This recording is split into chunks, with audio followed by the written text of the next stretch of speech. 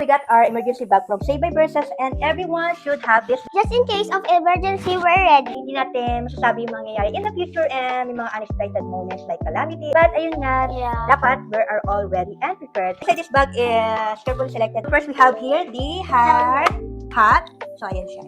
Meron siyang adjustment here, like that, which has sa kids and adult. Here is The bag.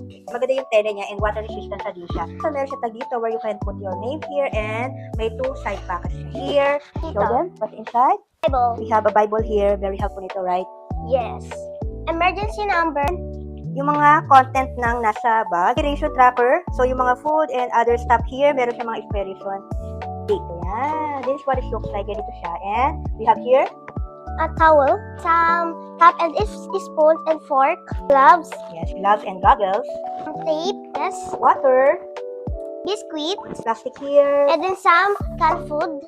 raincoat, trash bag, ito, and this one, mask, and also, here naman is basic emergency first aid guide. Mga medicine, and then, meron din siyang inspiration tracker, may And mga then bandage is small and the one is big.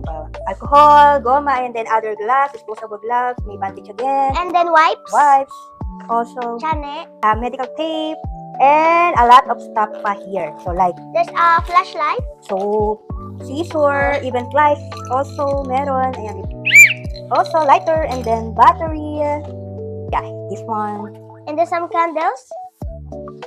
then Can phosphorus. opener. Yes, can open. And then, yeah, a lot of stuff here inside. By the way, this is standard. There are also other options pa sila. Unexpected yung mga iba ko nakita dito. Kung expect na kailangan pala natin ng ganito, ng ganyan, eh nakakuha pa tayo ng idea. Hindi natin alam na pwede pala natin kailanganin ng mga ibang gamit dito. Kasi pa sa bag na to is sobrang spacious niya. Marami ka pang pwedeng mailagay like yung mga documents mo, mga damit, kasya-kasya pa dito. And yeah, maganda. Maganda yung bag niya. And I love it. Check them out na lang sa kanilang page and website.